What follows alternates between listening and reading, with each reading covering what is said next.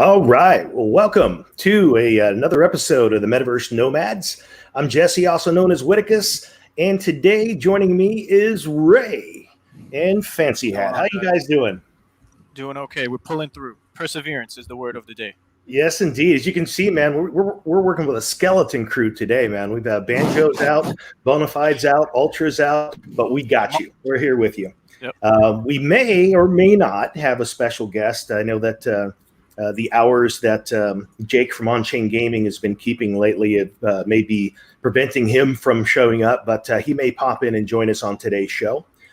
Next week, we have Hypocryptic. So we've got another guest also for next week. And then, of course, between after that, we're probably going to be able to have some pretty big news as things develop within the world of Star Atlas, which we're going to be talking about today because there was a town hall. They skipped one during the holiday week there.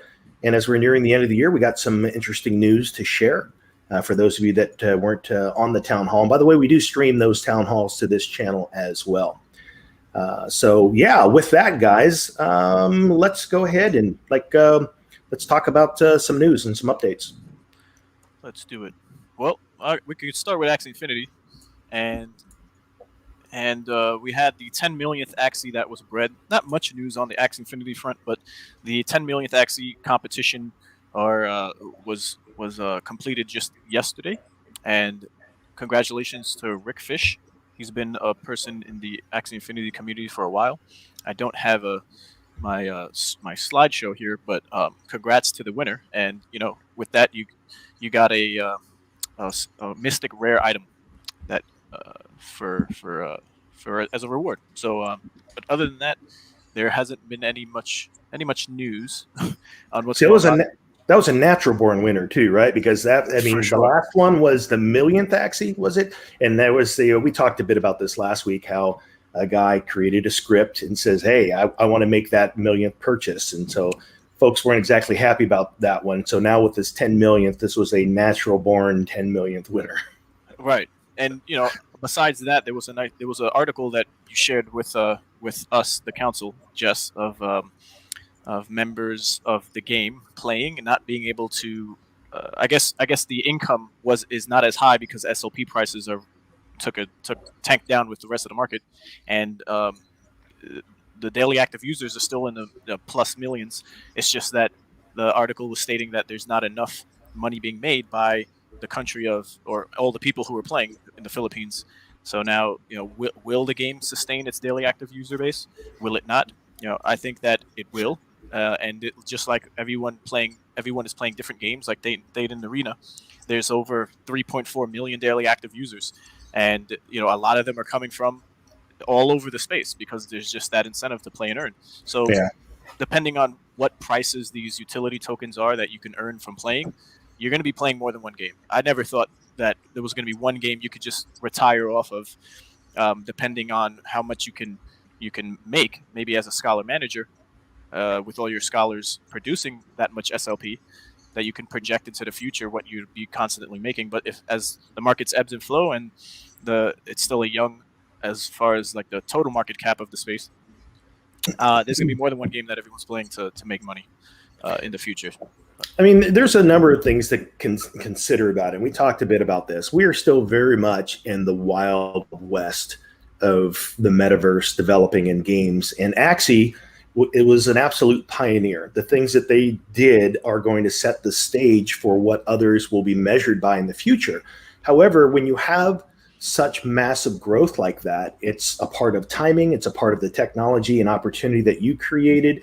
And by looking at that article that we were mentioning, and we'll actually have to find that and drop a link for you guys here, but it was talking about how in the Philippines, the way the Philippines represents about 40% of the Axie player base. So it's a lot.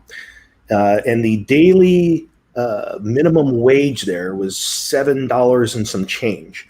Right. Well, if you're a scholar now, and if you were just even trying to match the earlier day quota, because it's actually harder to match that now, which was about 150. So let's say that someone's bringing in 100 SLP a day, and they're giving half of that to their manager.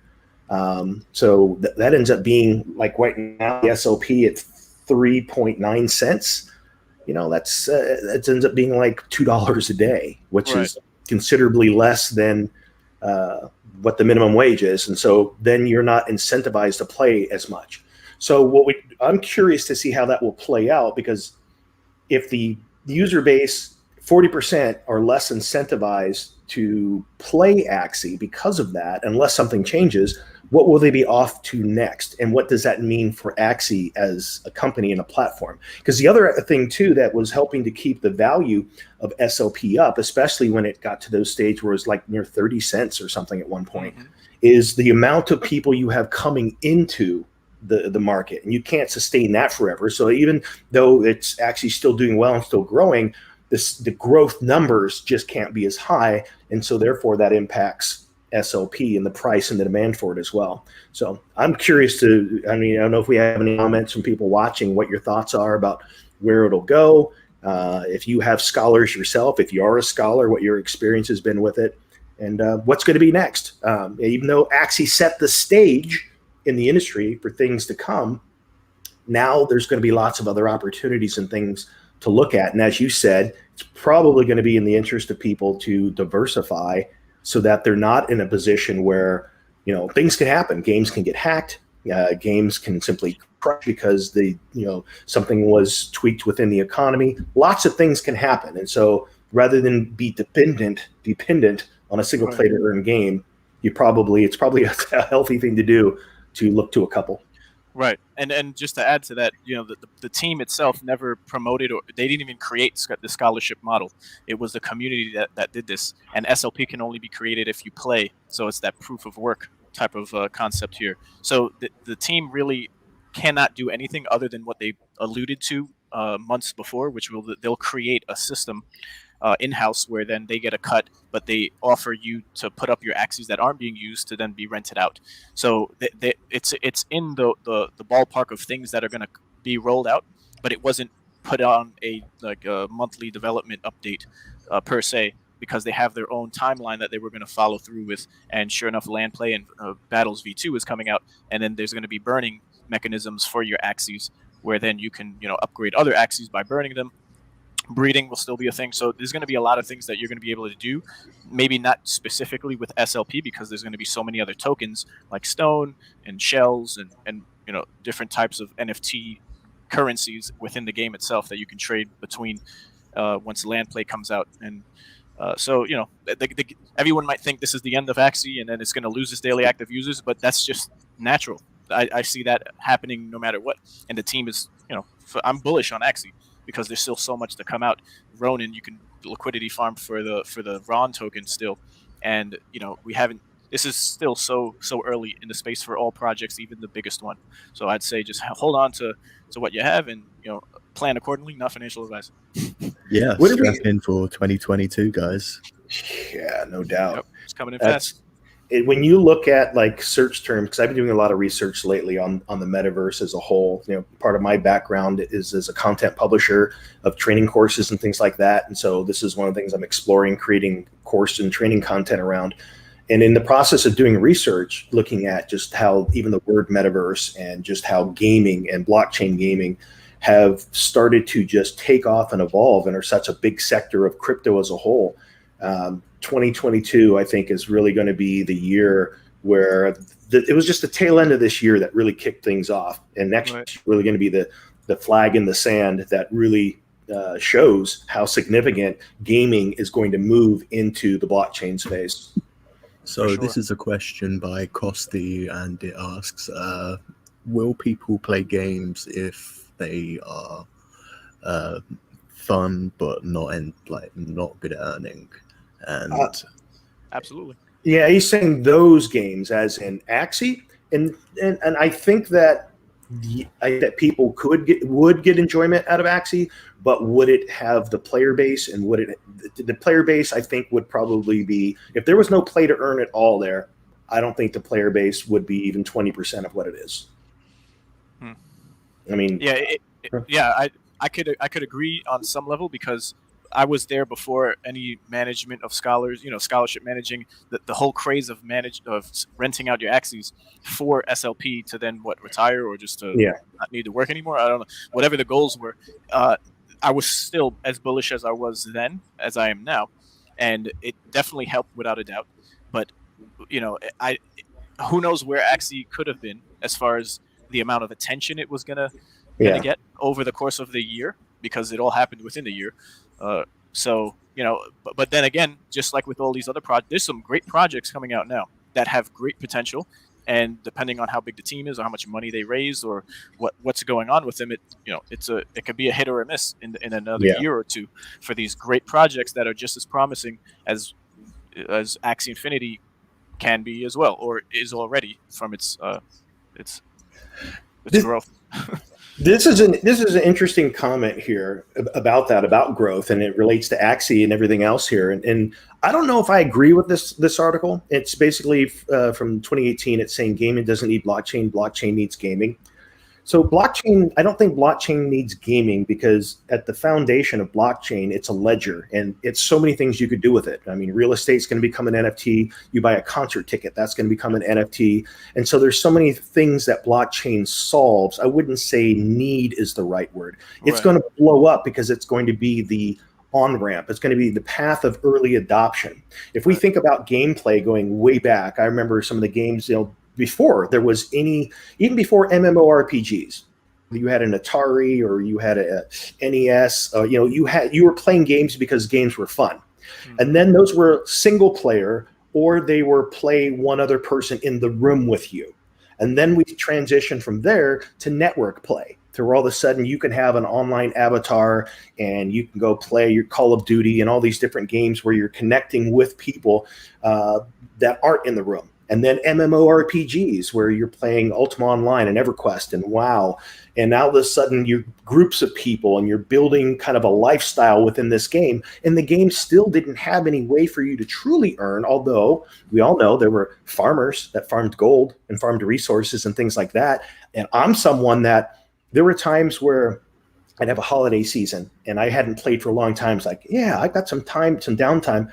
I want to go and level up a character in World of Warcraft. Right. And what did I do? I would go out and buy some gold so that I could actually fund characters, so that I could bypass a lot of that stuff, because I only had a window of time to play. So I saw value in paying to play. And so you saw pay to play so that people could get benefits from that.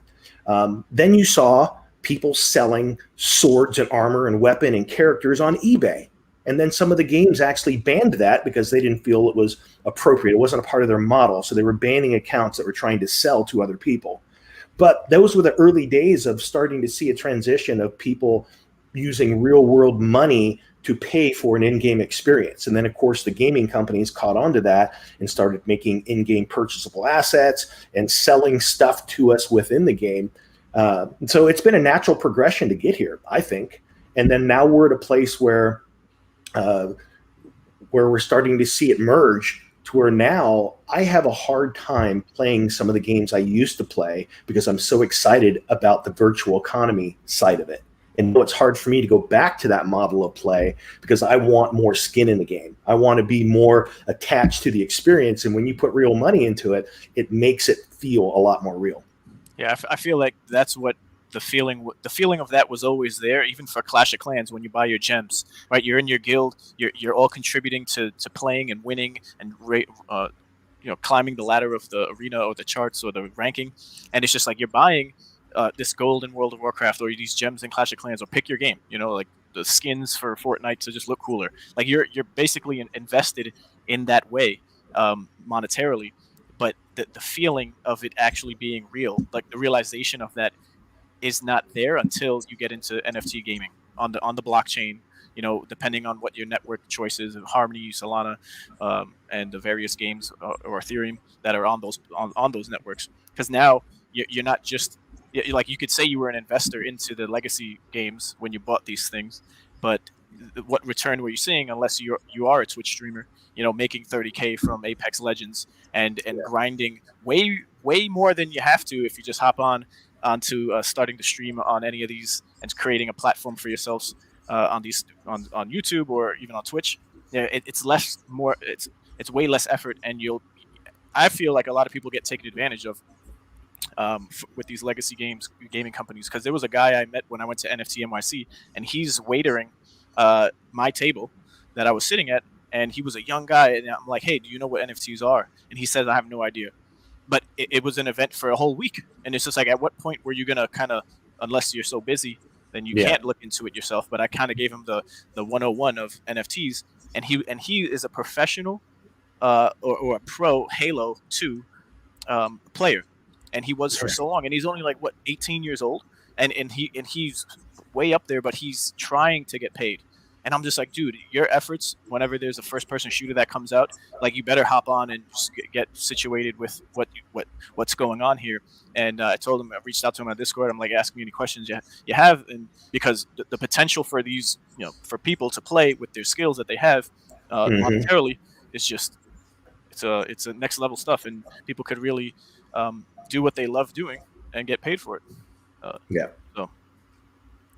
Yeah, without doxing yourself as well. Like you're either a streamer or you are like a competitive gamer, and that involves like building a personality around yourself. This is a way where you can like get rich anonymously playing games, which I find much more interesting.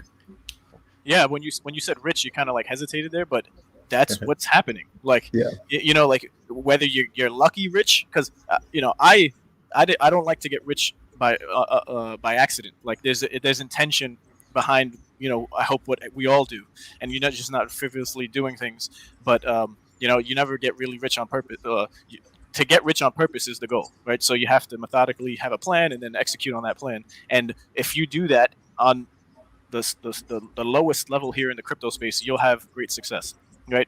Buying and holding always worked for me. That's my own personal strategy, but I could afford to do that and afford to lose whatever is in these different projects. So, not financial advice again, but this is a ripe time that you and your family or friends that are just struggling and not knowing what's going on, this is a great time to just get them involved, because the blockchain technology itself is not going anywhere. And whether it was games or verification of your birth certificate or your degree from school or real estate and all of what's coming, right, along with gaming, it's just going to happen. And outside of gaming, there's just potentially way more potential for adoption. But gaming definitely is going to be that on ramp, like just said, for sure. I've seen a number of comments in there that are talking about the choices game companies are making, like Valve deciding that they're not going to support any blockchain. We saw the same thing with Steam. Steam has also decided they're not supporting blockchain. Then we're also seeing like Ubisoft, who it wasn't Ubisoft who actually helped Axie get started, because it was like one of their what do they call them? Not think tanks, but incubation kind of thing. Yeah, pretty much. And for whatever happened in the background, is we don't exactly know, but you could rest assured that because of its success, they're gonna probably launch a game onto the Ronin network. Well, that was my question, if there was any buzz about that, because they did. It's kind of like a couple things going on. Ubisoft there was some mention that they are going to get into blockchain games, a French-based company, right. And then you have Axie, who now has Ronin, so they have a platform in exchange. And because those two have a past relationship, is that the direction they're going to go? Are they trying to create their own? Are they trying to connect and use what Axie has established? It could go either way. They could do both, right? The amount of money in the treasury is still the same. The fees are accumulating. Staking is live. There's still very much a lot of incentives for people to stay within the ecosystem, other than just the graphics suck and you're not making enough SLP.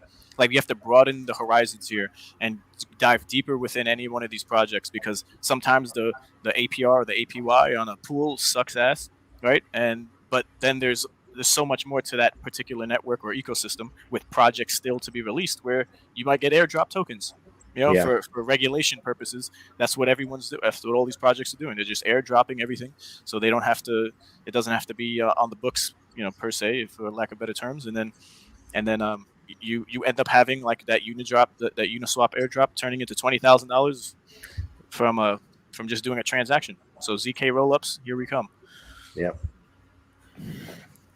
Yeah. Someone was asking like what blockchain game we think is in development or is going to be developed. That's going to where is it here?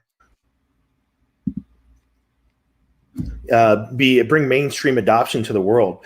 I don't know that it's going to be a single game right now, because the biggest challenge with the on ramp is helping people understand. You got to set up a wallet, you got to fund your wallet, you got to learn all these things. There's an education process, and you have to learn how to protect yourself, so that you don't connect your wallet to this scam site and get your wallet emptied. So there's that adoption period of, how do you teach a person about a seed phrase so they don't just write it on a sticky note and lose it, and things like that. So that's right now, in my mind, what is the biggest challenge for adoption, to bring a bunch of people over. But it is the games that are going to be the desire and the incentive for people to do that. There's so much talk right now. There's so many open worlds being built. There's so many virtual economies being built. There's marketplaces that already exist. Where the rubber meets the road, it's still hurry up and wait. I don't think that there's one that's clear out there right now. Even Sandbox and Decentraland, it's still too early to say like who is really going to be that grand champ, who's going to become the Google or the Amazon of the initial blockchain gaming space. I tell you who I don't think it's going to be. It's not going to be Meta. As someone that really for the past decade of my life have been a recognized Facebook speaking on stages around the world on the topic of Facebook marketing and who Facebook is and how their algorithms work. So I'm quite familiar with their model and have been for a long time. The thing that they have going for them is they already have a behavior model established. And so they can make it easy for people to play in a metaverse. And so for that reason alone, it's going to be easy for them to get some people there. But the decentralization of gaming and the way those people want it is the opposite of what they're doing. And I think that is going to be the thing that ultimately hinders them. They'll create the metaverse that our parents want to hang out in. Yeah. This is a good question. How I would answer it is it would be the games. It's not one game in particular, but rather the games that require the least technology to play, because that just opens up a whole new market. If you can play a blockchain game on your phone or tablet, that's pretty much an entire population that wants to earn in a way like that. But graphics and cards are really expensive these days. So like if you want to get a good game and make it really expensive to like buy in, then that's just going to limit the audience. Right. Yeah. And, I remember gaming rigs can definitely get up there and get pricey if, for playing high end AAA, but that may change with, Unreal Engine and nanite technology. All right. One game in particular that I was looking into, I'm trying to share my screen here, but it's called DeFi Kingdoms on the Harmony network. So when it comes to education, right, and I'm trying to excuse the excessive tab. 20 million tabs. This is what happens in your life when you get right, and you know exactly where everything is too. So to someone just looking in, you'd be like, "That's crazy. That's like your desk with all the papers on it." But yeah. So DeFi Kingdoms is a pretty interesting game where even though this article is from October 20th, I just Googled an article, and right now, if you check DeFi Llama, right, the total value locked in October was 140, and now we have 280 million. And DeFi Llama is a great website for, it's a DeFi TVL aggregator, so total lock value, and you can just check it out, and you can compare one project to another. So there's a lot going there, and they have just tabs for airdrops. But we're not sponsored, but hey, DeFi Llama, reach out to us. Yeah. Besides that, the game itself, right here is it's an ecosystem which includes decentralized. So it includes a decentralized exchange DEX. So like a Uniswap or a Sushi Swap or any type of swap on any other network, and it's gamified. So you essentially are learning how to and what is liquidity pooling and farming and the whole nine when it comes to just decentralized exchange and finance, but in a game form. Typically you have a game like Axie Infinity, you just play and that's it, and you earn a token.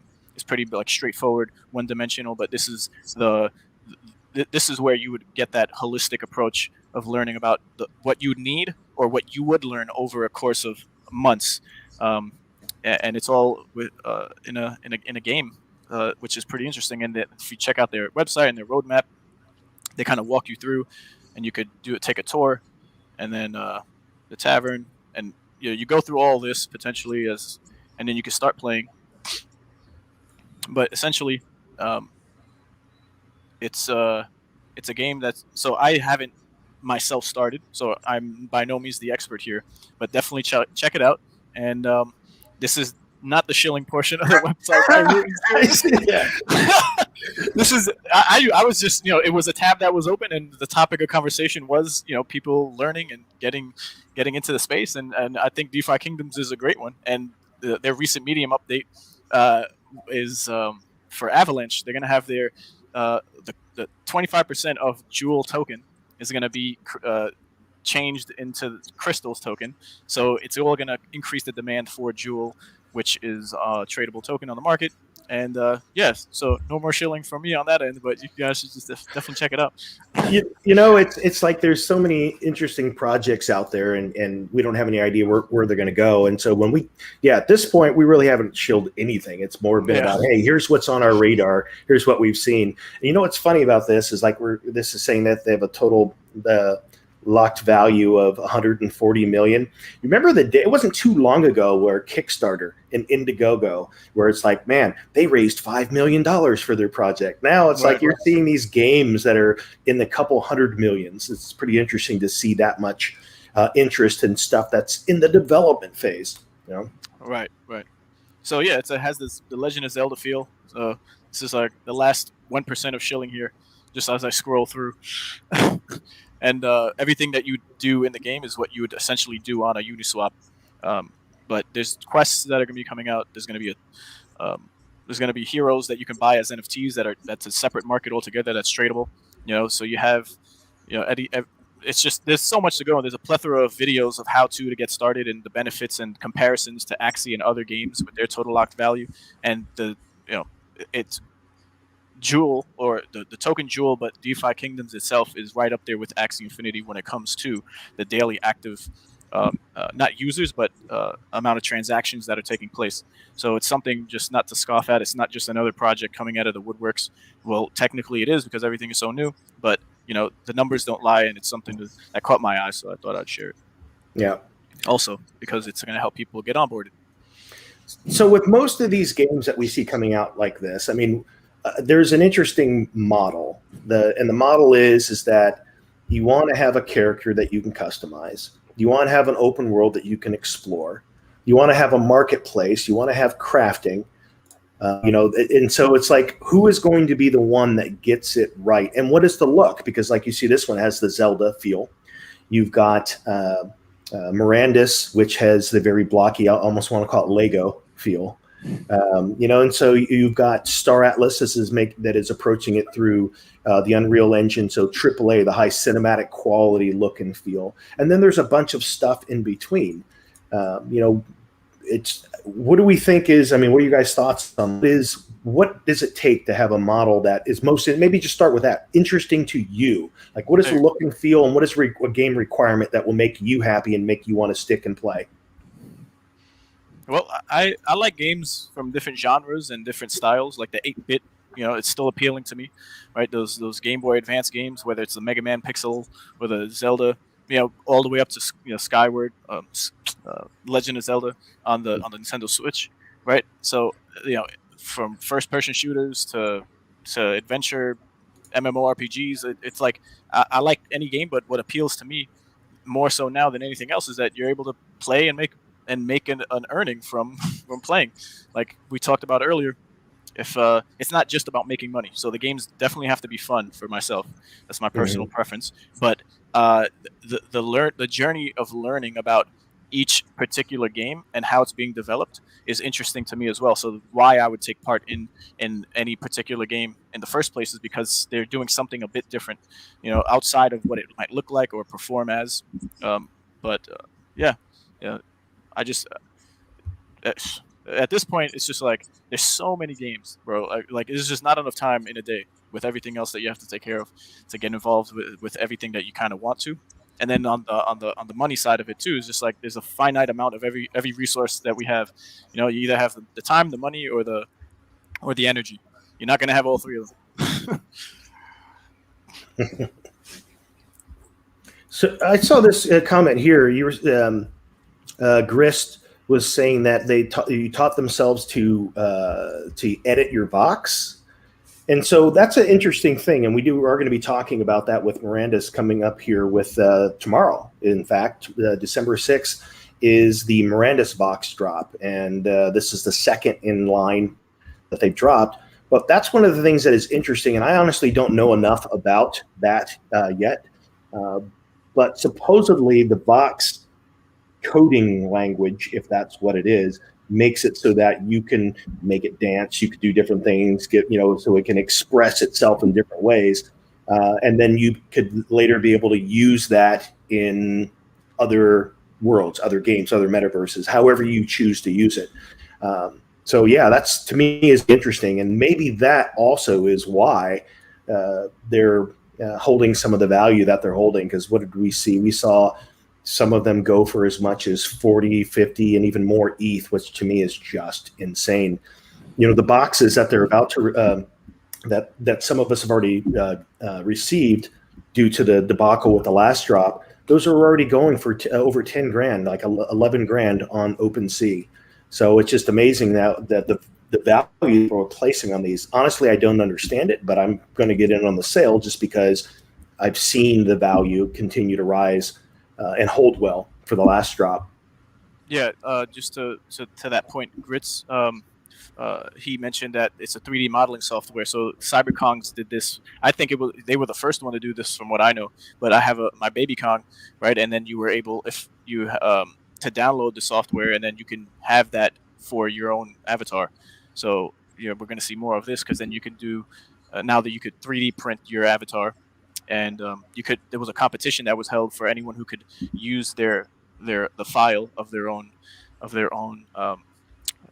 baby Kong, and then incentivize people to create content around that. So it's pretty interesting. Make some cool videos. Cool. That fancy. Do we want to cover some of the bullets on Miranda's? We might as well make that transition and talk a bit about that now. On Miranda's, yes. Or Gala Games as a whole, not Miranda's, Gala. So they released that Vox trailer this week. I thought that was quite fun. Do you want to? We have that loaded up, don't we? Yeah, let's pull that up. Let's see what we got here. In the meantime, the market took a big dump. If you weren't paying attention, and I hope a lot of people scooped up enough Gala to potentially take part in buying one of these boxes. It was a good time because it dropped from 70 cents at the high, I think it was, all the way down to 47 cents. So again, definitely not. We're not financial advisors, so no financial advice here. But one of my personal habits that I've tried to develop over the years is whatever the market is doing consistently well for a while, then I will start putting some into stable coin, because that way when the crash comes, it's like Black Friday. Ooh, I get to scoop some of this and some of this. Yeah. And let alone when you actually buy those NFTs for any particular project, they also appreciate, depending on what the narrative is and how popular the game is, and many variables come into play, but and also immediately after crashes, when people get into panic selling mode, a lot of times they will list their NFTs for the lower price of the crash, and these crashes don't last. There's always a correction back, and then there's trimmers after that. Sure. There's also be looking on the secondary market for some opportunities immediately following. Yeah, but not to my surprise, but overall the NFT market holds pretty strong when there's pretty big dips. Yeah, they go down, but I have these tabs open, as you all seen, of different projects that I'm anticipating to get into or seeing what the floor looks like, and it doesn't move as much as it didn't move for this dip as much as I thought it was gonna, but maybe for the next one. Yeah. All right. Here's this Miranda's Fox trailer that they just put out for the drop that's happening tomorrow.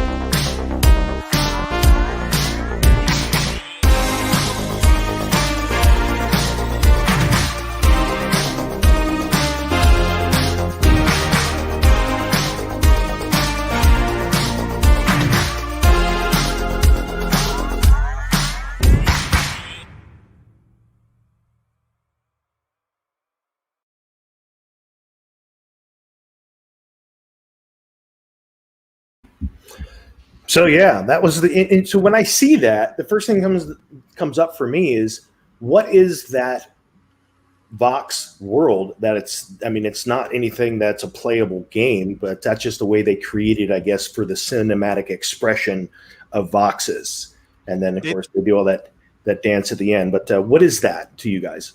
Yeah, I think that might be a world within the actual Vox world that they did talk about and had a playthrough with. I think it was Crypto Stash and I think Jake on Chain Gaming too. There's going to be an actual world for Vox, and then that might be a section of the map. Who knows? Like that could be somewhere that you'd venture into that's not that's outside on the outskirts of a city, which was the map that they were demoing when they were playing. So that potentially that could be it, and then who knows? I noticed. I've seen them before, but this was the first time that I noticed that the orc was like on an outhouse, and you could hear the kaplop.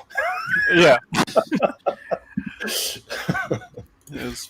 it was cute to say the least. Okay, Yeah. so yeah, this is a shot inside. You want to? It does look quite simple. I'm not sure if there will be any dragons you can slay or like mine carts you can ride, but yeah, anything to give utility to an NFT, Right, I won't and then disapprove. yeah, sure, it's going to add value and then potentially make your experience in game that much better or exciting. But if you potentially get a Vox that matches the race of your exemplar, then you'll have that boost, I guess, across the table for its stats. But if you get one that isn't, if you get one that is an animal, then you would have a increased attack and defense buff against that animal in the world. So that's pretty interesting. I look forward to having a dragon, as you can randomly get one. Yeah, speaking of dragons, you know how you have to get the 10 dragon packs to be able to combine those to get a dragon. Just one of the cards right now for the dragon pack, I think, is just under $2,000 for the first card in the dragon pack. So yeah, people are really wanting those dragons, which is interesting in the sense that I forget what the total supply in them was going to be, but it was quite a bit. It was 2,500, I think, for each pack. If you go to the store, you can check it out. But I remember seeing them in the 2,000, a little bit over that. So, out of how many people who potentially will be playing the game, like if there's 50,000, 100,000, how many play Townstar right now? I don't know exactly, but there's a good amount of people. So over time, more people come in. It potentially will be rare, but we'll have to see as time goes on. Yeah, I reckon I would have bought that if it wasn't connected to Townstar, because I was all in on Miranda's, but on like the idle farming experience. Yeah. It'll be interesting to see what the interoperability is between things that you can get within Miranda's and things within Townstar, and how they connect between them. Like, for example, I don't know, do the skins that you also purchase, do they provide any utility, or are they cosmetic only in Townstar? In Townstar, yeah, so it's just cosmetic. Nothing, you earn nothing extra from doing any of that. But they're NFTs, and you could potentially sell them for a profit. I don't think it increases your Gala power either if you're that involved in the ecosystem. There's only certain NFTs that can increase and earn you extra Townstar coin when you have your town set up, which are the Voxes that already came out, and including, I don't think so. So yeah, Vox is not going to allow you to earn more town because you won't be able to put them and use them in your town for a Townstar. So tomorrow is the drop date. It'll be 0.888 Ethereum, but you can only pay in Gala. So make sure you have enough Ethereum for the fees, and it's going to be on the Gala website. It's not going to be on a third-party website that they did the first Vox drop on. So just make sure you have your login information ready. Remember your passwords and your two-factor authentication. Buy some Gala now if you don't have it. Not financial advice. Yeah, but we look forward to it. And good luck, everyone. Yeah. There's of the 8,888 total. It helps to be a member of Gala Gold. So the first 888, it's my understanding, are going to be offered to the Gala node owners and to anyone that's in Gala Gold. And then after that 888, it's going to be a free for all for the remainder of them. But again, it does happen through the Gala store. So that it'll be interesting to see what changes between this drop and the last one. Some of the things that went horribly wrong with the last drop is that the address for the drop was made public prior to the drop, and someone obviously was able to go in and scoop up quite a bit of them. And based on the amount that that the boxes sold for, they made a killing doing that. Okay, so sorry to interrupt, Jess, but we're getting some breaking updated information here from our community, our lovely community. So as I am not an expert on Gala games, there is a speed boost if you have more than 10 skins on your town. Thank you, iGuard. And then we have the utility speed buffs of 25%, 10% production timer reduction. So there is benefit to having your skins from these packs on your town buildings. And then there is going to be some type of, but at a lower rate, earning with your Mirandus Voxes. So thank you. Unless... Yeah, so thanks for that. Got our back. Thank community. Like to see it. We love to see it. Any other Gala news? I think Vox was mainly it this week. Yeah. Cool. And also, just before we continue, talking about the community, if there's any projects that you're interested in or that you're playing that you see, because we currently on our Discord, which you all should join if you're not in there. We have these emotes that you can choose that open up channels for particular games. And we've added Sin City, which is a game that we'll in the future be talking about more often as we dive deeper. And then also Thane's Arena, we've added just so we can have a conversation, because there's 3.4 million players, and I'm pretty sure some of them in our community, as per requested by a member or two, was asked if we can have a channel. So you definitely check that out. And you guys could even play with each other, team up, see what that looks like. So that's a mini update on the Rome front. Yeah, you're just in time, Rodrigo. Yes, indeed. Star Atlas, man. As we mentioned before, there was a new town hall, and for those of you that missed those, we do stream those to our channel, so you can find the last town hall on the Metaverse Nomads channel as well. So we did get some interesting news. I don't have all the bullets directly in front of me, but the two big pieces of information that people were waiting for. One is that the minigame score release is still on track for, I believe it's the 16th? 16th of December, 11 days away now. And Polis staking is January 2020. Yeah. As long as we have some type of dates. Dates are better than no dates. And we can probably expect another ship drop between now and then.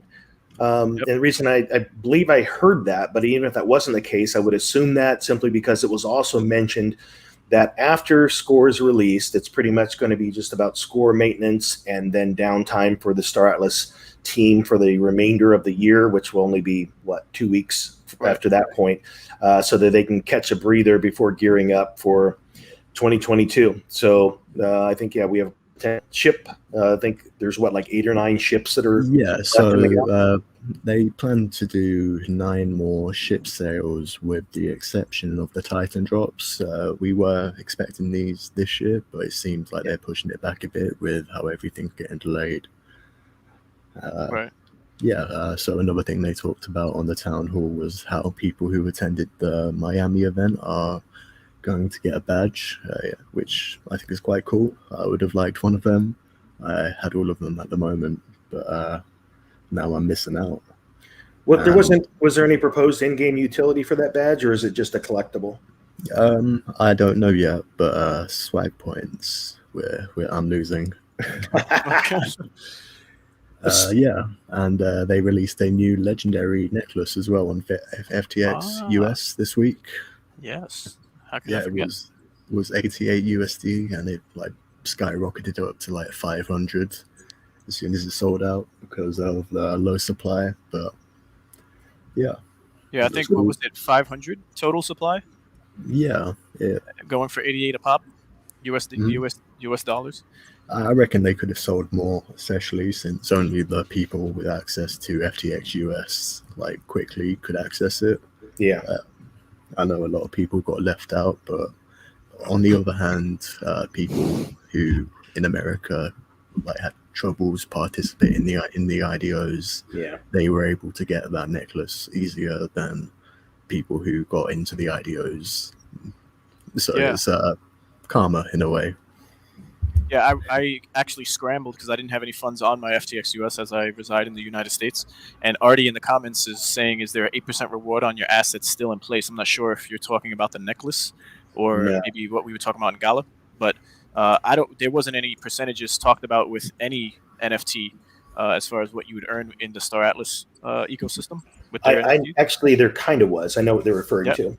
So Okay. it's not that there was a defined percentage. So all along, if you go back to the early AMAs and the early interviews and podcasts with Michael Wagner, he has mentioned numerous times that he sees a reasonable return on asset purchase of about 1 year. So that's where, if you divide that 1 year, that's where you get your 8%. But then there was a number of other people that came up with a couple of different variations of what that might be.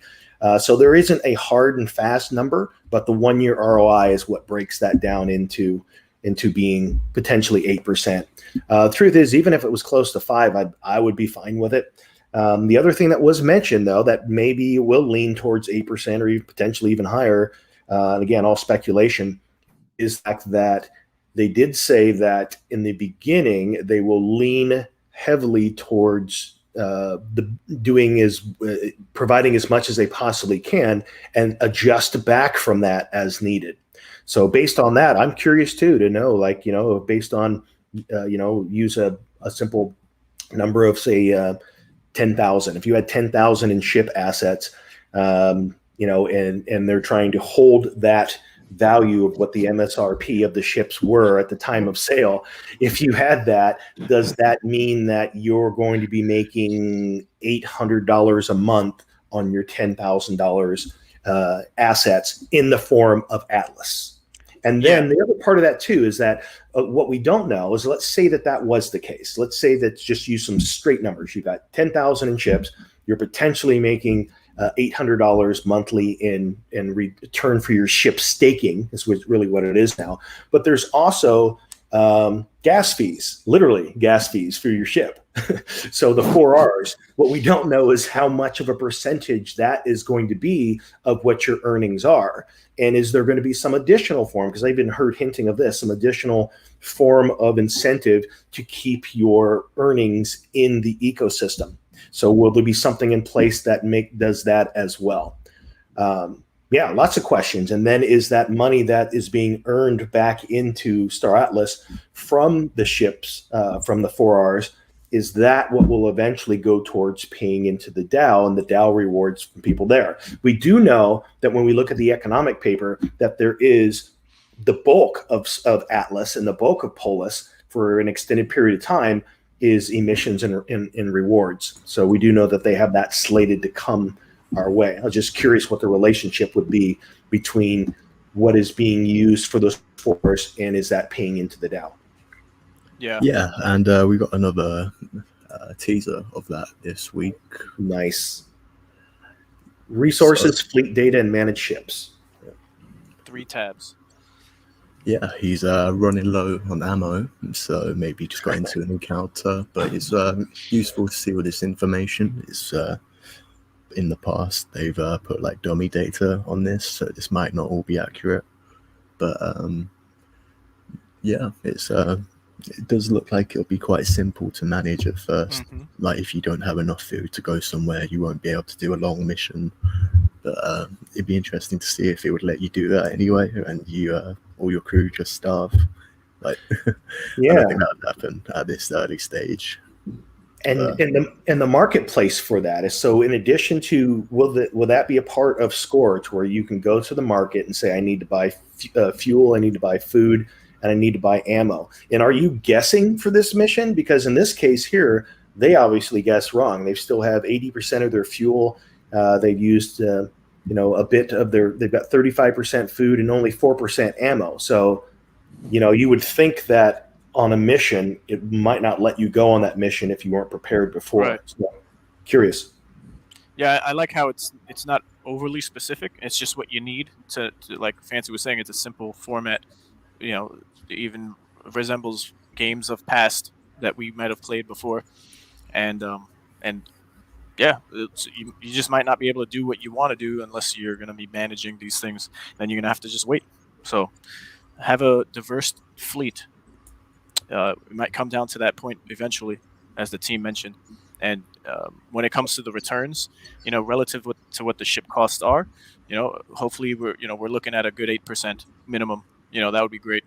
And then I'm thinking to incentivize people to keep the money in the ecosystem, like Jess was talking about earlier, it might be what the cost is to like as you were saying for the 4Rs, that you might get that back by keeping what you've earned within the ecosystem. So now you're coming out at that 10 plus percentage, if that's the numbers we're going with here.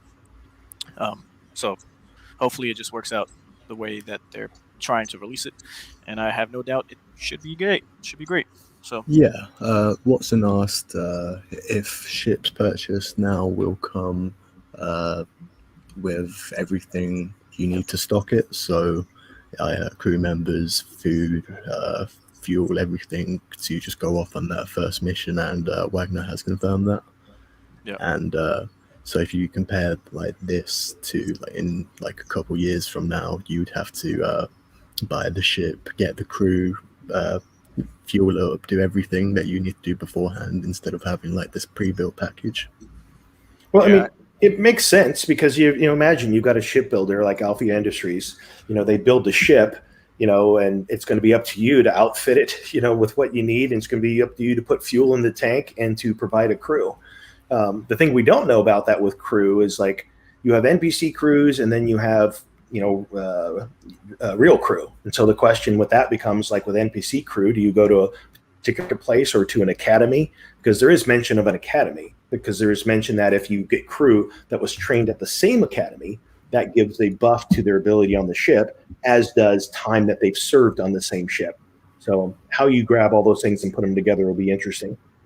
Yeah, and speaking of the buffs, the necklace it had given us a description on FTX itself, and it was like camaraderie or loyalty. There's a buff to that or a boost to that, and your overall fortune and luck. So what that turns out to be could be more rewards or a larger earning of Atlas, or who knows. But we'll see what happens with that.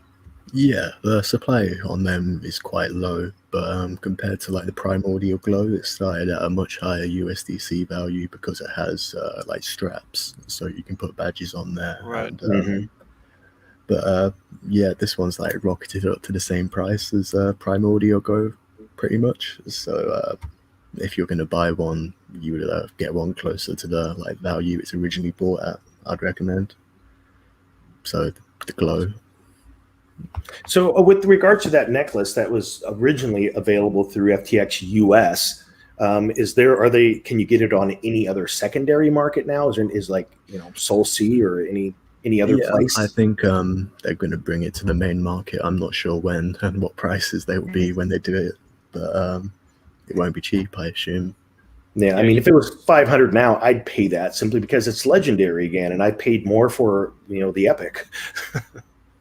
Yeah, I think currently in the foundation room, which you can only access if you boost the main server of Star Atlas, they were talking about you can send it to your Phantom wallet. It won't register as the JPEG photo that you can just as your other ships, but give it a week or two. Santi was saying that you'll be able to just list it on the marketplace itself on the staratlas.com/market website where you currently buy ships and check your inventory. So it'll be an item that's tradable there. So give it a week or two. There wasn't a confirmed date on that if you happen to buy a necklace yourself. So yeah, and so the other big news was Spirasoft is partnering with Star Atlas, and they have 30 employees working directly on the game. And if you don't know who they are a company who are 17 years old, 600 developers all over the world, and worked on a lot of big titles, which actually made me quite bullish on the project overall, even more so actually. So here are some of them: Call of Duty, Black Ops 4, Diablo 2, Star Wars, Battlefront, Fallout 76. A lot of recognizable names on here, and it's it's good they don't have to hire all these people directly. They already have their own system set up, so I imagine they'll be able to like get the work done their own way, which they've been used to do it. So yeah, less delays hopefully. Yeah, you know, there's a lot of value in outsourcing things that to teams that are dedicated to that. And if you look at the roadmap, I do like the fact that they do have, you know, the things that they commit through the different channels of the econ team, you know, of design, and breaking it up that way. I think that if you're going to get something to market, that's one of the faster ways to do it is by leveraging resources even outside of your own team, even though they are building and growing pretty quick themselves and hiring quite a few. Yeah, and here's like an example of what can happen when you have more people on a team. This is something they released a while ago. I just like called it the Diamond Planet in my head, and this week they released this photo, and you can tell they're like very similar and almost like they've been built on top of each other. So it's good to see like all of these graphics being refined and a lot more depth of field there for sure. The fog of war. Yeah, it's nice. It's a lot more green as well. Like this other planet is just cold and dark. But, pretty barren. Yep. Mm-hmm. Yeah.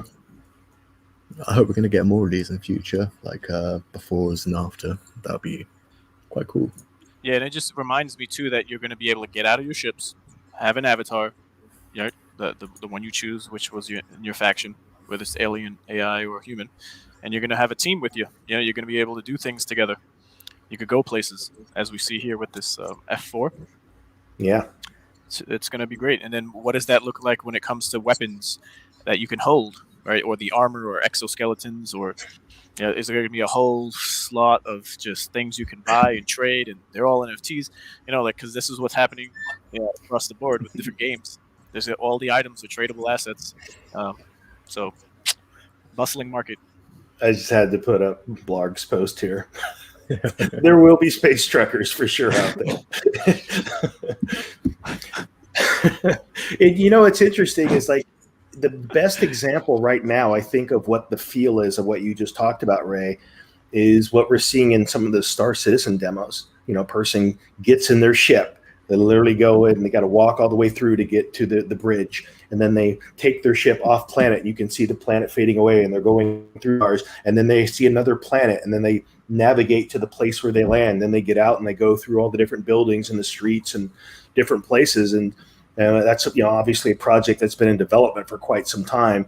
But I think it gives somewhat of an idea of what the future of the metaverse in space can look like, rather than just being this where you go through stages, you know, where all of a sudden you get in your ship and you're just instantly in the bridge. You know, this actually gives that feel of actually having to go and do all the things. Yeah, and to Art, perfect segue into Artemis Radonchik, a commenter here, a good friend in real life, who's a strong proponent and expresses his views, which I respect. But here we go. You know, the comparisons to Star Citizen and Elite Dangerous, like years in development, hundreds of millions of dollars, hundreds of members building, right? So I would like to hear what you guys think about this. But even the fact that Unreal Engine 5 is what the game is being built on, which is Star Atlas, which is a total game changer in itself. Even if the team that is building and these partnerships that are taking place only maxed at 200 people, right? They would be able to get way more done on a shorter timeline than anything done on Unreal Engine 4, which needed probably double the amount of people and double the amount of money, right? There's no doubt that there's similarities as how much money it's going to take, how much time it's going to involve, and how many people are going to be needing to help develop the game. But if we're up to date and just diving deeper than not with just your money, but just with learning about the project, the team, the people on it, and what's happening in the blockchain space overall, then I don't know, I'd have more confidence in this game actually being something of a no man's sky where you can just get out, do what you got to do, hop back in. I don't know if there's any terraforming that was never really talked about, but I don't see this game not being ever developed. And even if we get just 10 or 50% or 60% of what a Star Citizen is right now on Real Engine 5, the fact that everything that you bought and you're earning from it just changes the game. Because you know how many people are content with just this mini game that's going to come out just for what they purchased already to stake and earn. There's a whole spectrum of people and their interests for why they're getting involved financially, or just waiting for the full game to come out just to buy a $20 ship and to play. Right? So as much as people might not agree that this is going to come out as fast as other people are saying, the team is fantastic. They're doing great. There's bumps that are going to come along the way, but this is without a doubt the future of what a space game is, what it is going to be, and what I always wanted it to be. So there's my bullish stance. And we've criticized Star Atlas in all the games that we've been a part of. If you watched all our videos, we've thrown shade. That's the chosen word for our channel. We've thrown shade on a lot of projects, no matter how much money we made or how much money we've lost, or just like you would criticize a company that's on the market on the S&P 500, right? If their practices are faulty and there's this crappy CEOs and the finances aren't being handled the right way, what are you going to do? You sell your damn stocks. Now you're going to complain. No one really cares about what you think. But in this, nascent space of just like a small ass market cap overall, and why we have Rome as our guild, and we stand out from other guilds, not just because we have this platform that we talk on and we share our thoughts, but we criticize, and we're not always right. We don't know always everything about every project, and I could openly say that I don't want anyone to just think I'm a messiah of anything, but that's why all of our heads together, makes what's happening here just that much better than just a man of two or three. But today we have three, so we're doing good. Yeah, just stay positive. Speaking of that, a good idea would be based on a lot of the comments that I see. Between now and maybe the next show, we'll have a link where I want to do a quick survey and find out like what games you guys are into. What do you want to talk about? Yeah. Because that's really, we have spent a lot of time on the projects that we're into, because those are the projects that we know about and that we have bought into, we focus on, and that we're excited about ourselves. The landscape is huge. In our own guild, I dropped a link in there for it was like a Metaverse Gaming Award, and then you go to that link and you see how many games are in there. They're just popping up everywhere, and there's going to be a lot of them that just absolutely don't do anything. There's a couple out there that I'm paying attention to now, and the reason I haven't said anything on this show is because one of the things I don't like about them is their leadership team isn't very well doxed. And like now, if you're asking people to spend money and truly believe in your game, become a part of a community, there needs to be some transparency about who you are and what you're all about. And so no matter how good the game looks, that's a concern, about sharing information where, the last thing hey, this is your responsibility. Rug pulls are going to happen. Hopefully you do your own due diligence. But at the very least, if it's something that I'm going to talk about openly, I want to at least make sure that I've done my homework before I share it. So. Yep. And there's risk to it all, right? So there's projects that don't have white papers, like a Gala Games, don't have a roadmap, but you see them developing. You see them, it's happening, right? The team isn't just hiding behind a curtain. You know everyone's name, you know their history, their LinkedIn, whatever you want to, however you research it. But then, that's not satisfactory for some. And it wasn't for us at the time, as we were in the project for months on end before, any of the deeds were even sold out. But now we have Star Atlas, who has a 30-plus page economics paper, tokenomics, and white paper, and there's town halls every week or every 2 weeks on a Friday, and you got so much interaction and help from the community, and it's just like, how can this possibly be a rug pull, right? If that's all you experience coming in, you're going to have more confidence in that project, Star Atlas, than a Gala Games and Mirandus, when there's really nothing there of substance to make you that confident. Although you might admire the CEO, right, and what they've done before, and how much money the company raised, Zynga, we're talking about with Eric Schiermeier. But it just might not cut it for you. And so to each their own, and that's why you got to diversify. My opinion on financial advice. Yeah, and it's interesting. They do two different approaches that they take. On the one side, you got Gala is like, this is not an investment. We don't talk about investments. We don't talk about utility in the sense of what you can make. This is so you can have fun. But yet we all know that it is an investment. And then the other side, you got Star Atlas' approach where they will talk about return on investment. They will talk about people staking and getting returns that are a percentage equivalent to the amount of the value of their ships, and not shy away from questions as it relates to that. But yet both have rabid fan bases that follow them and buy everything that they put out there. And so, it just really depends on you and what you're into and what appeals to you most. So different models, one white paper, the other one, we don't do white papers. So completely different approaches, but they both are experiencing their success. Right. And to, for some of the commenters here, Griston and also Admin,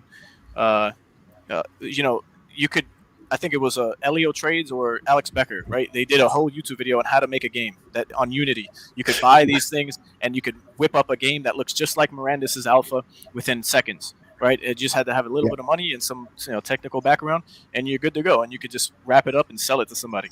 So, when it comes to the development side of games and all of that, sure, again, to each their own. But we're talking about more the holistic picture here of the team, if they're experienced or not, doxed or not, as far as their identity, and then the company itself that they already have, which has a total locked value, whether what incentives there are, what's the market looking like. There's a whole bunch of stuff. So I totally agree, Gris. And then for Admin, we don't have a particular channel. We do have a channel in our Discord that we share information, but it's, again, a broad spectrum in general. It's not something specific to just crypto gaming. It's the whole crypto space as a whole, and it varies depending on the video that we've watched or information that we've consumed. But I like to just share playtoearn.net as a link where you can see all of the different games that are out. And at some point, no one could hold anyone else's hand forever when it comes to just learning about these games, because there's a plethora of just games that are out there, and the website, which we'll share in the comment, is what I would suggest people just check out, because that's where you can get a start on what project is at the top, just like these coins on CoinMarketCap or CoinGecko, and you can check to see if they are NFT, yes or no, if the status of the game is live or pre-sale or in development or beta, what device is it playable on, right? What blockchain is it on? There's a lot of filters there. So anyone who's just chiming in now, not really knowing what to do or where to put their money, definitely don't rush into anything. It's very early still. There's going to be plenty opportunities to come, and just get into a community that walks the walk or talks the talk. You don't have to have a lot of money. All you need is some with a good plan, and then you'll make your way over time, because that's how it started and how it happened with me. You mentioned something interesting about Gala and Mirandis and the testers. And this is interesting. What I'm going to say sounds like I'm throwing shade, but when you say something that's 100% true, it's not shade. We're stating a fact. Right. I've spent time on Unity myself and have looked at them. The things that we saw in the first two server tests of Mirandis, easily 90% of that is plug and play. There's literally plugins for night and day that are like $15. You can trees for all the stuff that we saw in there was stuff that you could literally pull off the shelf, plug in, and have that set up in a weekend. Now the server side of it and connecting the wallets, that's its own thing that I know nothing about. But the things that you could see from the base level for this first server test were stuff that you could whip together in next to no time. What does that mean? I don't know. I have my suspicions, and I've said it all along. I've been telling people for the past 5 months, there was not going to be any server tests this year. There's just no way. And I heard on a show that Bitbender, the president of blockchain games for Gala Games, was on a podcast that I watched the other night. And someone kept asking him, trying to get to, when are we going to see playable? And he finally said, I see us having a playable alpha before the end of next year. So what does that mean for anyone that is into the Gala project? These projects do take time. I think that there's sometimes a misnomer of like, oh, this project is so close and we're about to play, and No, we're far, far, far from that with most of these projects. Even Star Atlas, this staking is not playing a game. You're basically staking and mining is what you're doing by placing your ships, send them on a mission, and you're going to get some return for it. Open worlds, Illuvium. All of these projects are in the early development phase, and for the scale of what they're trying to create, it's going to be a while before we actually get that in-game feel that we in our heads. Yeah, for sure. And shout out to Rootin' Tootin' once again. Whether it's satire or something or a serious question, there's a lot of people who, and I could vouch being one of them. Not at 10 cents, but who would have thought? When Binance put them on, even before then, and there's a whole list of coins that you sell at the point you think it's the top, for what you think but who knows everything? Not one person. So, I'm one of those people. I sold at 10, I sold at 20. I've sold at different stages, and I'm fine with that. And the reason I am is that because you don't make profit unless you take profit. Exactly. And so while there's a lot of stuff I could do, this whole industry and crypto as a whole and any investing really is about woulda, shoulda, couldas, and they always pop up all the time. And even human behavior, teaches us that when there's blood in the water, people get freaked out, when that also presents anxiety. So you're going to have your own model of what you do, but I always try and leave some, but I always do take some profit as I see things going up. And it's been a model that's worked well for me. Not for everyone, but that's what I do. Yeah, I know a lot of people became millionaires off of Gala, and you could become millionaires off of any other particular game too if you just get in at the right times and you have that conviction. Yeah. So congratulations to everyone in the Gala ecosystem who invested, and to many more. Exactly. Yeah. So let's get back to Star Atlas. We have one more picture before we go on to the leaderboards for this week. Mm-hmm. So this was something that was dropped in the Discord this week, and I find it interesting because when you zoom in on his face, his skin is like gold and metallic. So I'm assuming he's some sort of Ooster. And do we recognize them ships in the background? I think they're the same one from the ONI lady. Yeah, we've seen that before with that wide wing in the back. I don't recognize that. Perhaps it's one of the small fighters coming before the end of the year. Yeah, if I put my storytelling cap on, this is a whole scene that's being played out, and they're just taking photos of one another. So this person might be hunted or being hunted, or it could be vice versa.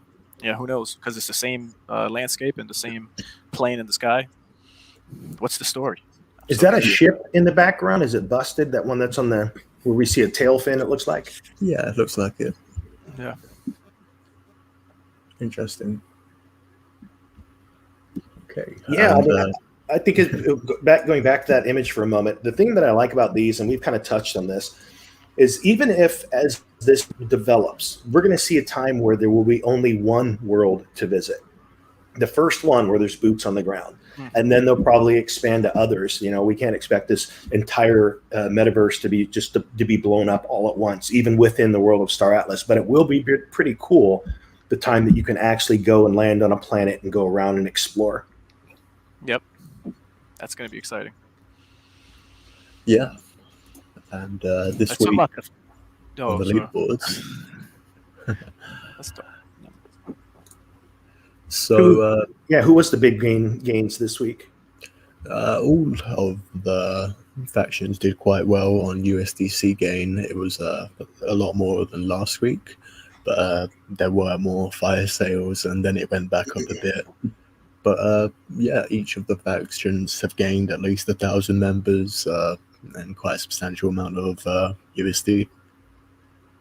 So we're looking at probably around 55,000 wallets or something like players. And again, some of these are same players that have multiple wallets. But what is that growth wise? Like, what was it? I think it's it was like 3,500 something.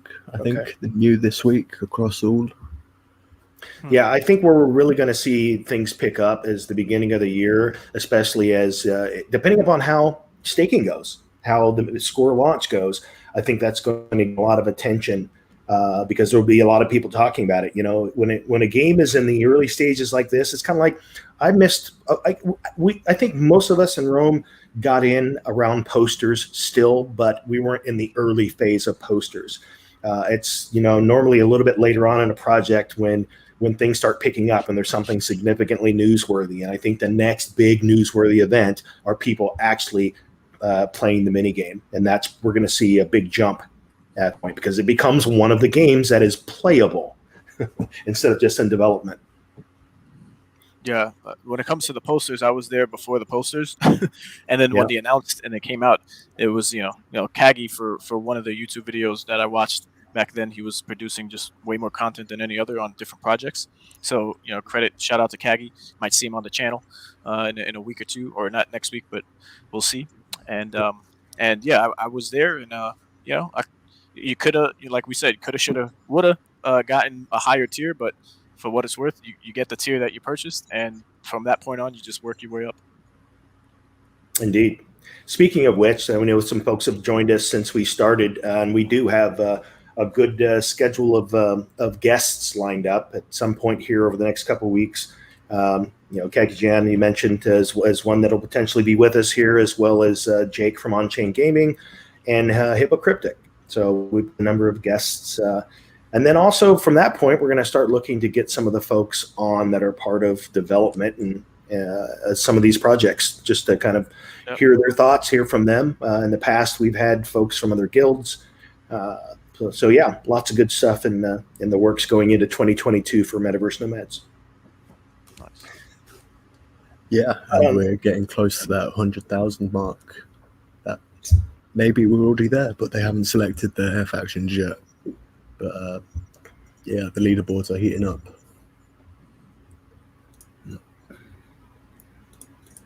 Someone asked what podcast was that the Bitbender was on. What's the guy's? I don't remember his first name, but last name Barron. He's got a show that's focusing more on Metaverse now. I'll find that. Oh, Paul Barron Network. Yeah. So yeah, it was 11 days ago with 212,000. The title is game. Yeah, we'll link it in the thing, in the comment section. Indeed. Yeah, and we have a few pieces of news from just like the metaverse generally. So we saw this tweet from the Phantom Twitter, and it's a picture of a sneak peek of their mobile app. Yeah. I found this quite interesting. It's not available yet, but this will open up like a whole new market to sell. Yes. I'm looking forward to this. I mean, this is I do when I look at like asset allocation in the projects I'm into and how much of that sits in Solana. So be able to have this mobile access will definitely plug in a piece of the command center for me on the mobile device for sure. Yeah, that's another convenient thing that I look forward to, where it's just, if you're out and about, you can still play these games and manage what you need to, as you can with your crypto, with through your MetaMask or whatever app you're using, Phantom, just on the go. Yeah, and Adidas bought a Bored Ape, and it's another another big company to enter the space. Yeah, there's a whole bunch of them. You got like the Spider-Man NFTs that were dropped, the Matrix NFTs that were dropped.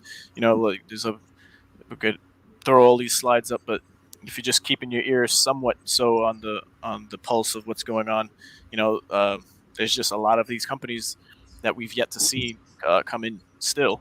Snoop Dogg is a well-known one by this point in the sandbox. We got Atari, but which is not new news, but just give it some more time and we're going to have just big money coming in, whether you're thinking a project is going to make it or not.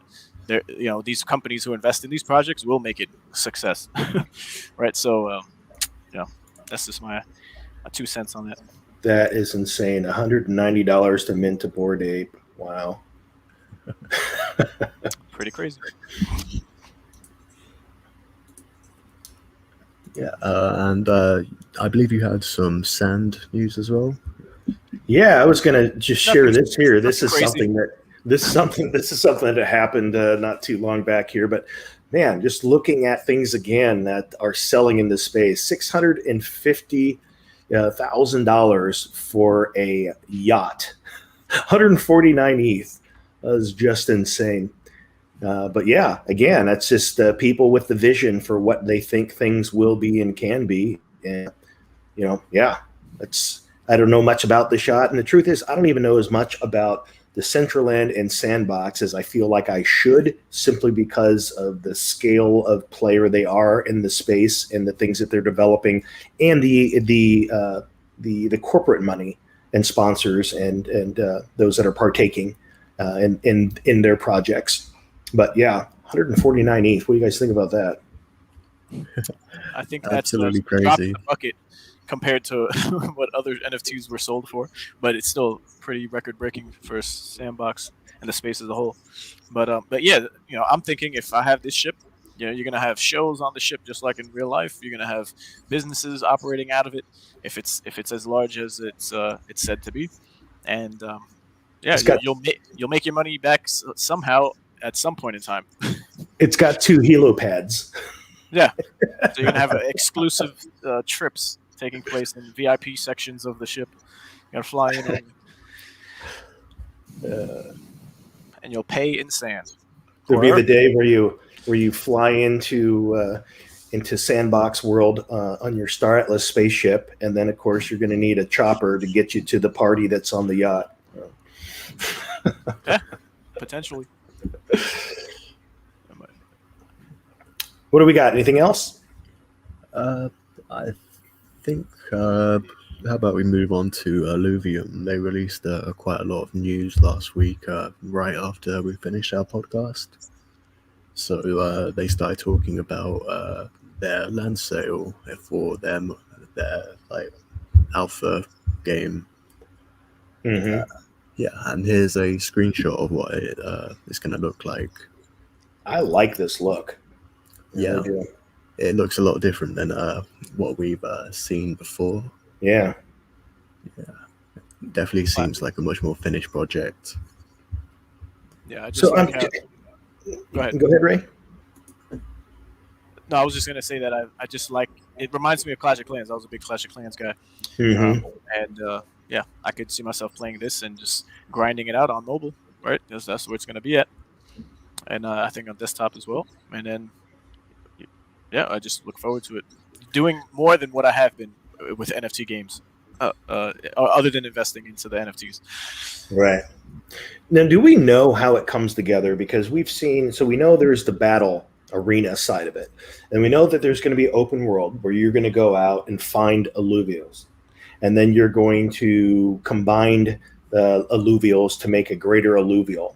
But then they have this side of it here where there will be land sales, and then what are you doing on that land? Are you building out systems to mine resources, and then those resources are used to do what?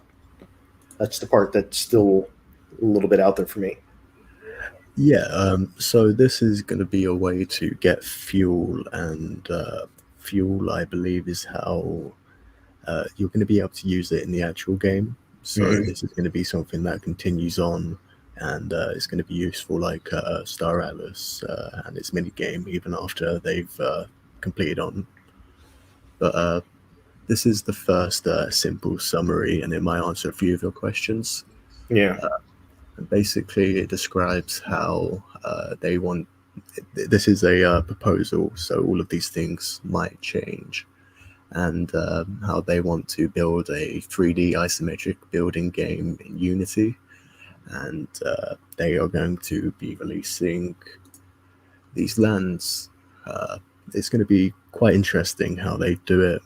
They're going to be doing new sales every day over a period, and if they get bought, if they don't get bought, they get cheaper as they go on, but if they get bought, then you'd miss your chance.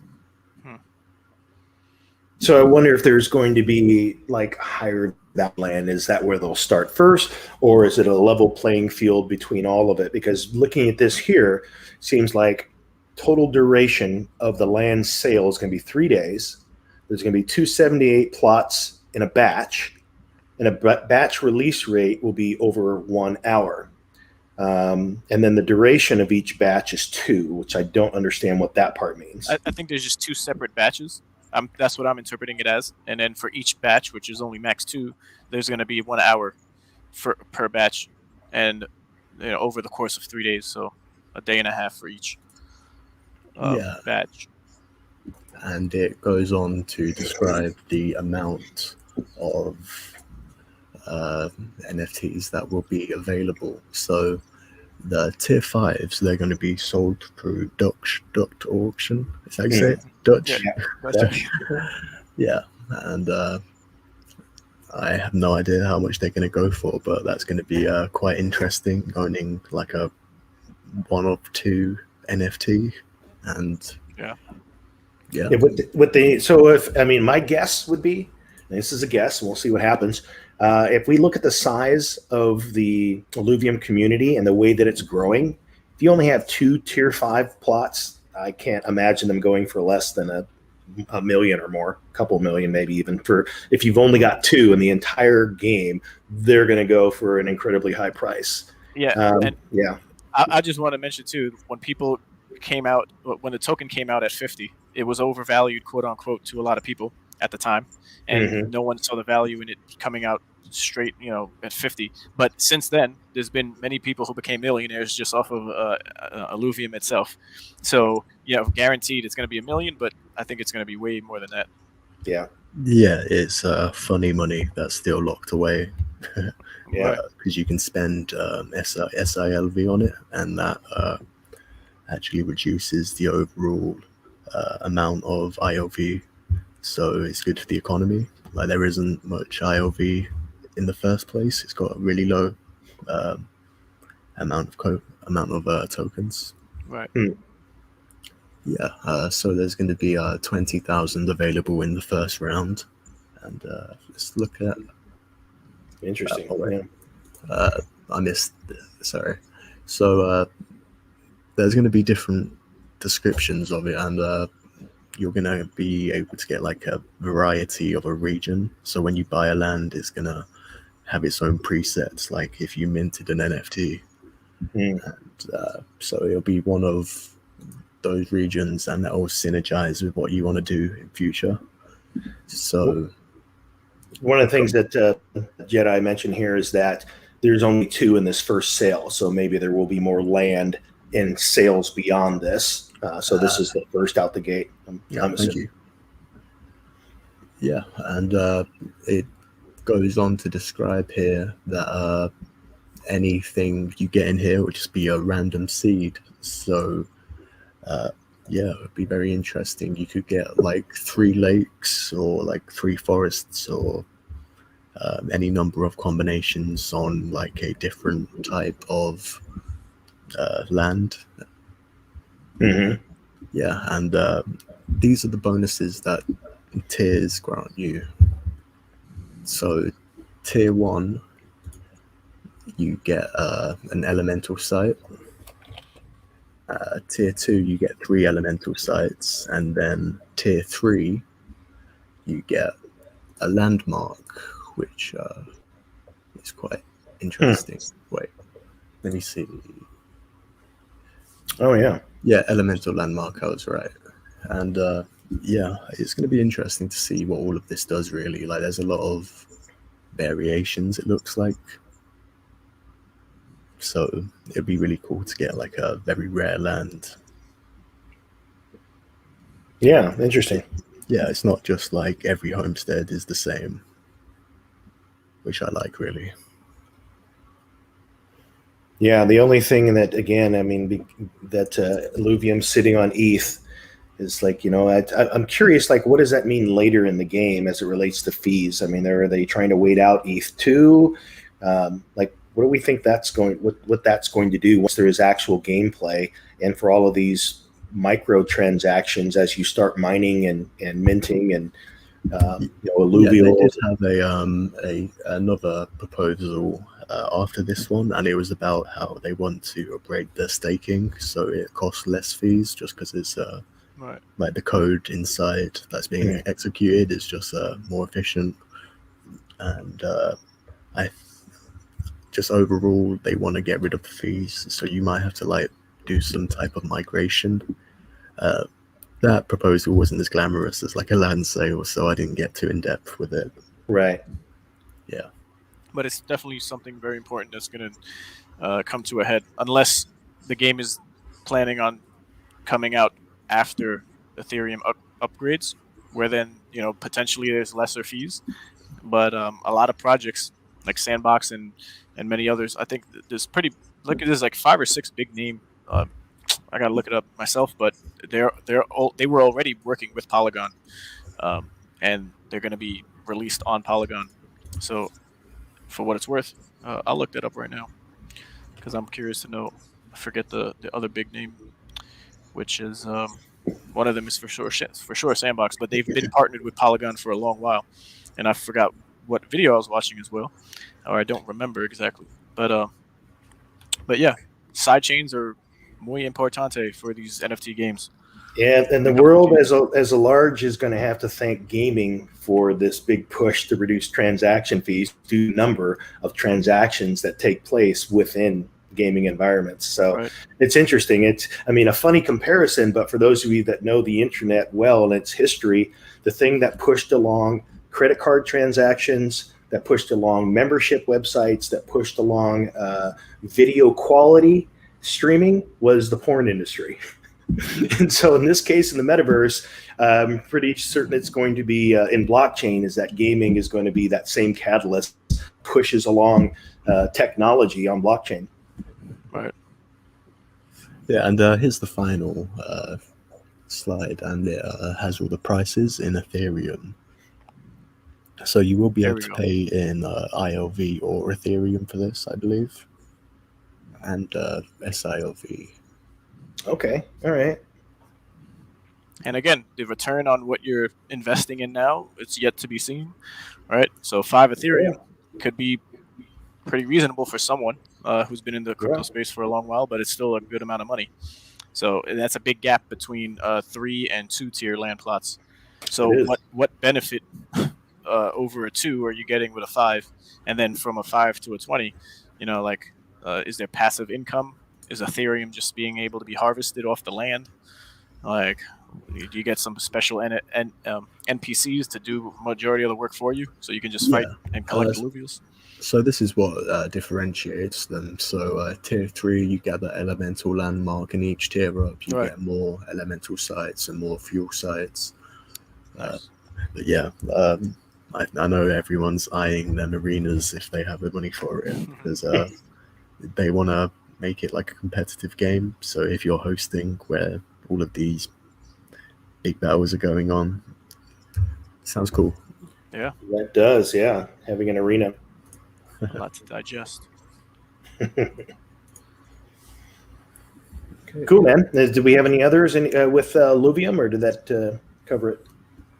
We did get one more thing from them. Yeah, it was a rank flowchart for how they want it to work, and it is quite basic. You pick your deck, queue for a match, find a match. Opponent does their thing, but what interests me is the legendary enhancement bidding. Oh, opponent reveal. So that's when you find out who you're fighting in the match. Yeah, so that first phase is just like queuing up, and but yeah, this legendary enhancement bidding, it might be like how they try and make each game unique. Like loads of different game modes could be picked, or you choose somehow, but yeah, hopefully it adds a bit of variety to a game where you will have the same NFTs and you keep on using them over and over because you actually own them. So you got alluvial placement round. So is that to suggest that if you've got a team, you're deciding what round they compete in? Yeah, and it also suggests that each round you have to reset which position they go to. So in normal auto battles, you just put them down, and you can pretty much AFK and just add like one person each time you level up. But this, it seems to be a bit more active. Yeah. And board reveals. When we say board reveal, is that like the different lands that we saw, the different boards that you can fight on, like combat arenas? Maybe is that what that means? By board reveal? I reckon that's well, if you are placing your alluvials each round, then if you can see where they're putting it, then you'll just counter that. So I imagine it's both just reveal instantly, and it's like battleships almost. Yep. That makes sense. Nice. Yeah, man. All these projects coming along a little bit at a time. Yeah.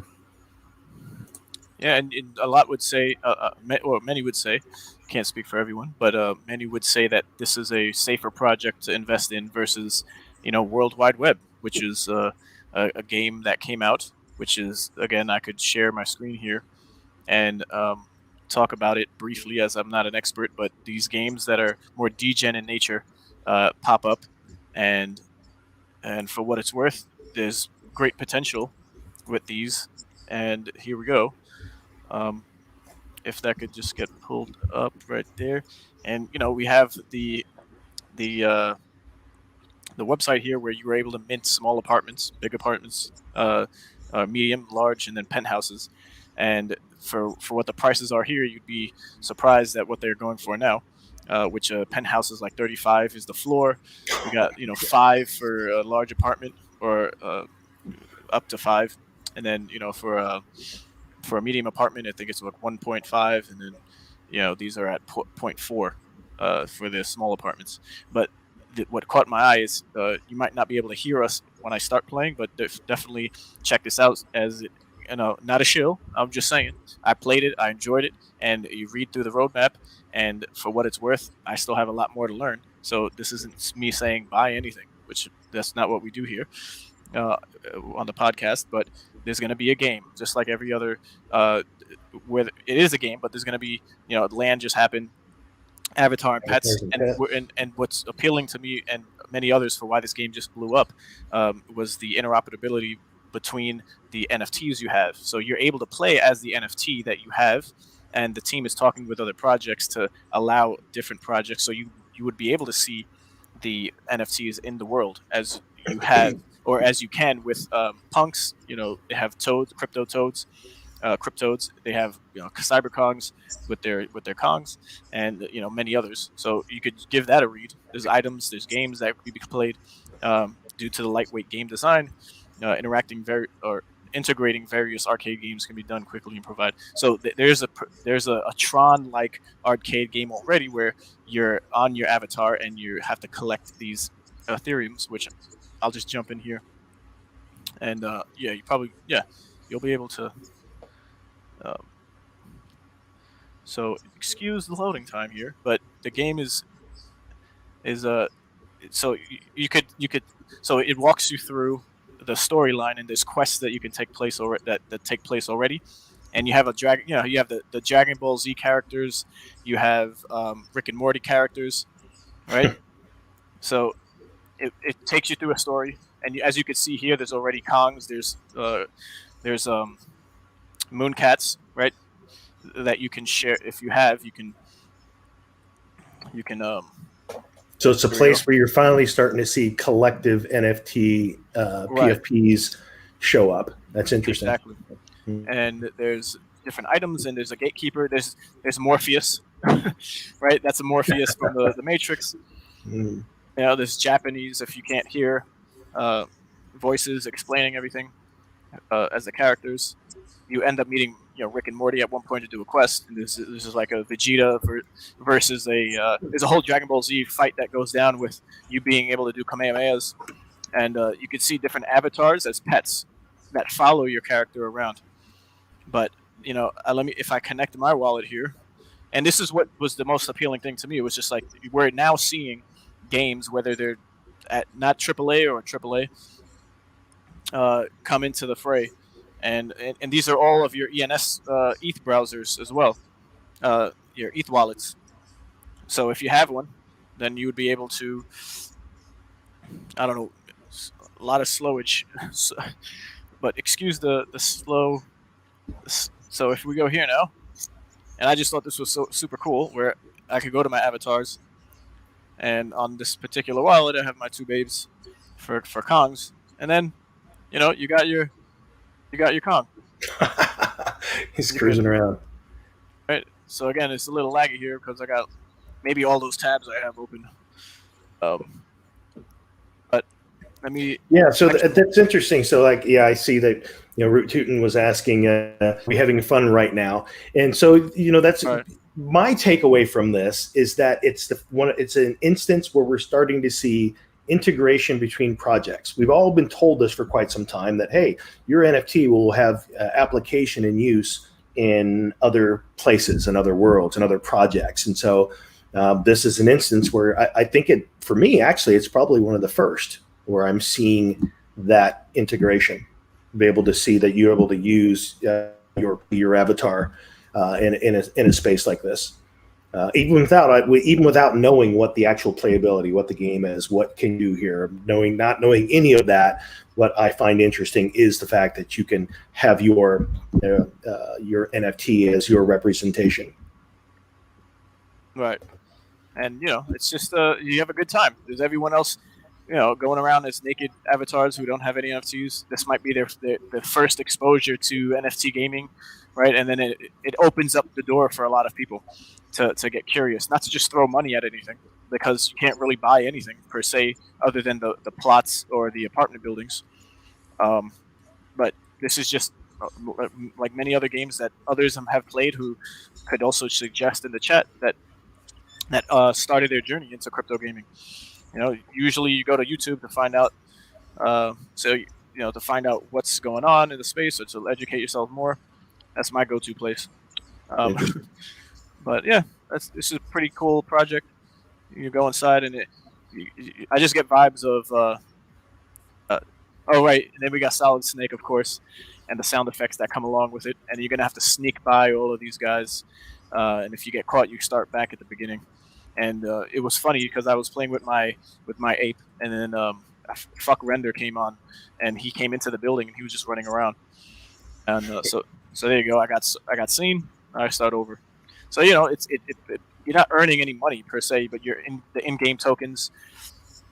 At one point there'll be a governance token. There's going to be a DAO. All of these things you can read up on. And so if you get there, you go. You saw me from all the way there. So yeah, just a pretty cool project that's going to be built upon, and it's a matter of time and resources and how dedicated the team is and how supportive the community is. It all plays a role, and all those variables, if they mesh well together, you'll have a long-term successful project. So this was one that just popped up onto my radar from my social media and NFT gaming adventures. And you wouldn't really find this on a NFT, or you wouldn't really find this on PlayToEarn.net, right? There's a lot of games that are coming out and NFTs that are being released that are not publicized until the land sale already happened, right? Where you make the big bucks if you're gonna just be a flipper. But I don't mind. I don't mind as we have these segments of just showing different projects. If you want some more in-depth information as far as like the ABCs, I would definitely suggest going on YouTube and searching up the name of the project, because there's people out there who do a fantastic job, and we're going to do ours as well when it comes to particular projects like we have that we're invested in ourselves. But yeah, join the Discord and we could talk more. Yeah, I see that Chip there mentioned that you're a new addition to the SA team, Star Atlas. Yeah, thanks for being a part of the channel. Cool, guys. We got anything else? No, I think that's it. Yeah, that did look cool, Ray. Thanks. Awesome, man. Well, as I mentioned, we've got guests coming up in the lineup for the next couple of weeks. As we close out the year, we've got the only thing that's big on the horizon. We'll be able to talk next week about how the Star Atlas Vox drop went, as well as what else kicks off. GalaCon kicks off in a couple of weeks here. They sold out on their day pass. So there may be some things for folks to learn that aren't actually at the event. And then, of course, Star Atlas is launching their mini game Score on the 16th, 11 days from now. So lots of things for us to talk about as we close out the year and go into 2022. And yeah, if we don't have anything else, I think that's a wrap for today. Any final closing thoughts, guys? Well, yeah, we have a giveaway. Maybe Fancy Hat could touch on that's taking place in our Rome Discord. Yeah, And, we hosted pulled a by winner Mark. last week and doing it again next week. Yes. You know what to do, Romans? Yeah, so we're giving away every 2 weeks Star Atlas ships, and there's a raffle that you can take part in. It's $3, and I think this week coming up we're gonna have an F4 that is potentially the prize here. So join the Discord and keep up to date with that via announcements, and to join in the discussions as well of different various games. Share your opinions. We'd love to hear it all, and we appreciate everyone who's a part of the community of Rome and everything that they're doing. So we don't say it enough, but we appreciate you all. We look forward to playing all together and building Rome to be something spectacular, to say the least. Absolutely. Yeah, we're pushing. We're about to break 2,000 members in our Discord on Rome. So yeah, if you want to find us there, you can our outgoing trailer as well. We'll talk a bit about that. But yeah, man, lots of exciting things going on. And sometime between now and the next week or so, I also want to drop a link in for a quick survey. I'd like to find out, again, some of the projects you guys are into, as well as the types of things you'd like to see us discuss here on the show. Because our approach to this is just an opportunity to kind of look over our shoulders and join in the conversation about the things that we're exploring, the things we think about, the things we see unfolding, and all the theory crafting we do as things unfold with all the projects we're involved in now, as well as the bigger picture with the metaverse as a whole and what's going on and what we see coming and what we think of it. So that's what we do here. And with that, I think it's a wrap for the week, and we'll see you again next week, same time, Bat Channel. And with that, we're out. Are you ready for the next evolution in gaming? Blockchain games are here. Why just play when you can play to earn? Enter the Star Atlas Metaverse with Rome. Star Atlas is a grand strategy game of space exploration, territorial conquest, political domination, and so much more. Rome is a premier guild of the ONI Faction within Star Atlas. Rome is here to play and to earn. Want to take part in the action? Rome is accepting new citizens. Join the Rome Guild on Discord to learn more at gorome.io.